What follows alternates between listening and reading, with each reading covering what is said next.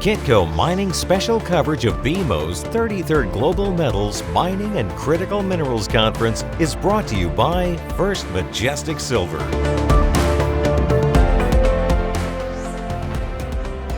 Finding scale and continuity of gold mineralization was one of Snowline Gold's top 2023 accomplishments. I am with CEO Scott Berdahl. He is also a Mining CEO of the Year nominee here at Kitco. Congratulations, Scott. Thank you, Michael. Take us through the top accomplishments of the exploration program last year. Sure. Well, I think that we ultimately transformed our valley discovery. And as you mentioned, it has scale, it has continuity, and it has grade. And we demonstrated the presence of a mineral system, a gold system with all those characteristics near surface in a beautiful location for mining.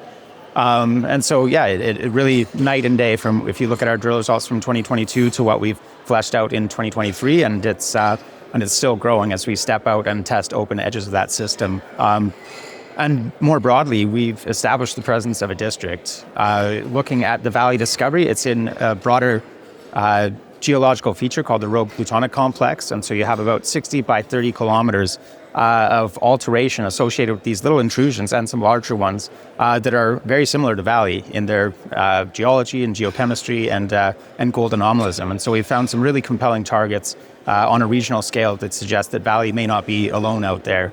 And then finally, we built on our commitment to the Yukon and to the environment and to operating with integrity out there. And we were very happy to receive the Leckie Award for 2023, which is awarded by the Yukon government for environmental sustainability in our exploration. A couple of pieces that I want to pick on first, but let's talk about size and scale. You say that's a district scale. Why is that important? Well, I mean, it's almost like a cliche and overused term. I think that if you ask any, 10 companies what district scale is, you'll probably get 10 different definitions and all of them will fall into it. But I think that in our case, it's quite genuine. We have over 3,000 square kilometers staked, and a lot of that is contiguous in this very underexplored region in the eastern Yukon.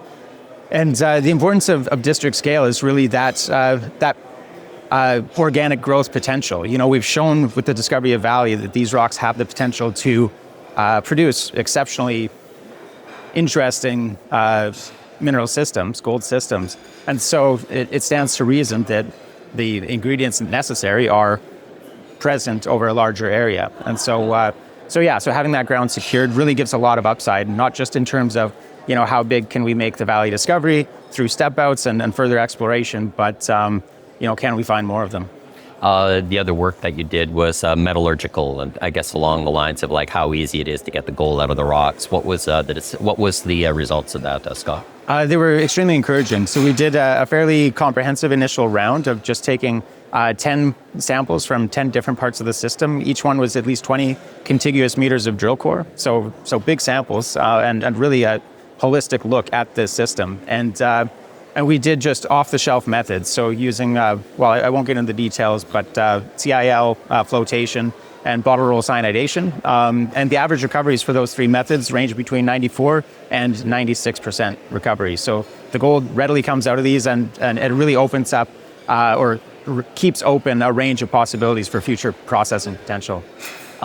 You did mention accessibility. It is a fairly remote location. Can you talk about potential hurdles or what type of project economics you have to see in terms of this becoming a mine?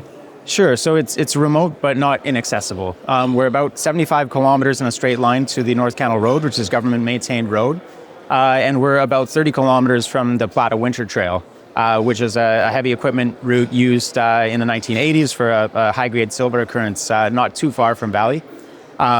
So ultimately, and from that road, actually, there's a straight shot to get to Valley, just down the valley and turn left. And, there you are at the existing trail network. So it's a good spot to be in ultimately. And there's certainly a lot more remote projects out there that are going ahead through development that are successful operating mines and so on. In terms of the economics, we've yet to do an economic study, but we're very happy with what we see in terms of that continuity of high-grade mineralization near surface, and that's the kind of thing that we were looking for that can really drive the quick recovery of CapEx costs that would be associated with the build out there. You're next to Fireweed Zinc, which is Brandon McDonald. He is also somebody, I believe, that was born and raised in the Yukon, like yourself. He's also a fellow nominee. It's a good year for the Yukon. But, is there any benefits or synergies down there? I mean, Fireweed he's got the support of Tech, and then they've also got the significant support of the Lundin Group as well. Yeah, I think there's potential for huge synergies. It's a camp that's taking shape out there, and I think that our project as a standalone still works as we see it. But certainly, if they would go ahead as a base metal project at the northern end of the North Canal Road, the cooperation in terms of infrastructure upgrades, road upgrades, power line, etc., would be extremely beneficial to both parties. When you visit your website, when you get into your presentation materials, you lead with environmental stewardship. You talk about the recognition that you got regarding the Leckie Award. Why does this matter? Because this is ultimately about investor returns, but what is the market for actually having this leading with environmental stewardship and just being engaged in the community that's around you? Well, I think, business is a powerful force for positive change, and ultimately having that values-based approach has really put us in a special spot in terms of our ability to move forward and to build the relationships that we need to move this project ahead. So it's a fundamental part of who we are as a company. It's been very helpful also in attracting staff internally to the company. You get some very talented people who are aligned in our vision in terms of what can exploration, what can ultimately mining look like when you are really taking care to do it with as little impact as possible and looking ahead towards reclamation from the very start. There has been pushback on ESG, and I think that there's a bit of from a fundamental standpoint, not necessarily that you shouldn't try to do things the right way, but just ESG-driven investing at the expense of fundamentals. Obviously, that's not going to work out well if you're just totally ignoring the business case for a company. But that doesn't mean that you have to split them separately or completely. And I would say that if you're not, if ESG is something that you abandon because a headwind comes up, then and you just had it as a slide in your deck, then you're not really doing ESG in the first place. Who's the community around you? We have a community 200 kilometers to the west, the community of Mayo. That's the seat of the Nacho-Nyak Dun First Nation, and that's the traditional territory that we're primarily exploring in. And also to the south is the Ross River Dena Council. They're about 200 to 220 kilometers away at the south end of the North Canal Road, which we would potentially use for access to the site.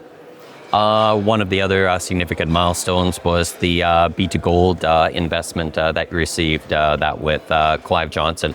Could you talk a bit about that deal? Yeah, I mean, we're really happy to see B2 in. I think anyone who looks at them and their track record can see that they take on some very high quality assets, and that that they do really good work in selecting their targets. So we're really happy to have that stamp of approval. In terms of building their position, they did that primarily on the market, but we were able to do an equity raise with them as well to get them to a nice round number, and they were generous enough to basically take the hypothetical premium from the whole block and apply it to the equity raise that we did. And so that was kind of a heavily leveraged premium, and we used that as the back end of a charity flow-through deal, which ended up allowing us to raise at 100% premium to our market cap at the time. So that was a very nice win-win scenario for both of us. So what's your current financing situation? Are you fine right now for heading into 2024? We're doing well. We have about $35 million in the Treasury. We have another $15 million in warrants that are in the money and expiring this year.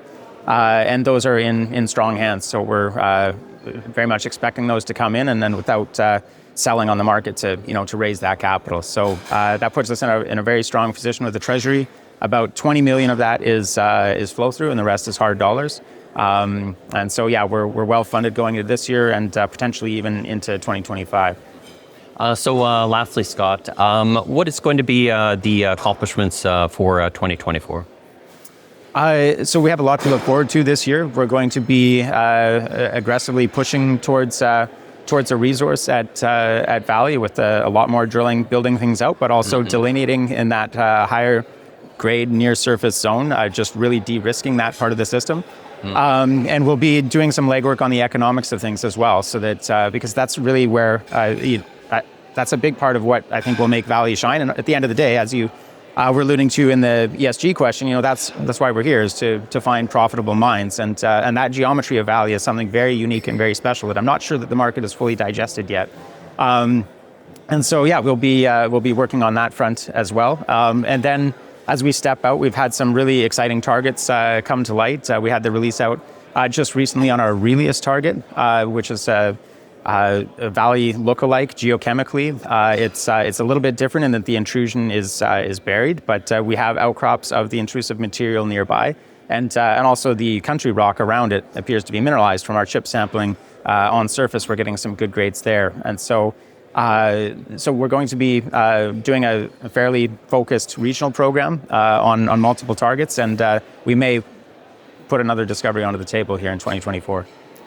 One more thing, Scott. Due to the tremendous discoveries that's been made by your company, really the excitement that you've brought to the Yukon and the industry as a whole, because we needed the excitement and you've actually provided. We also appreciate the environmental efforts that you've made. And then above all, and you mentioned it before, it's just the tremendous investor returns that you've got out of the company. You're not just a nominee, but you're the winner of this year's Mining CEO of the Year. So I just want to wish you congratulations, and very well done and very well deserved. Okay, well, thank you, Michael. That's incredible. I really appreciate that. And it's really, I feel like I'm eating my team's lunch here. They are, it's a good team and really good geology that have made this happen. And so thank you to everyone on the Snowline team, and the management and the board, and right down to everyone in the field. We have a lot of people working very hard to make this happen. So I'll accept this very gratefully on behalf of all of them. We've been looking forward to kind of giving this to you. It's been a tremendous story to tell. And then again, it's really provided a lot of impetus to the Yukon. So it provided a lot of attention to some areas need. And again, also, this is about having the big discoveries, and this is having about the big returns. And you've actually provided that to the organization. You provided the sector as a whole. So once again, thank you very much and well deserved. Thank you, Scott. Thank you. All the best. Kitco Mining special coverage of BMO's 33rd Global Metals Mining and Critical Minerals Conference is brought to you by First Majestic Silver.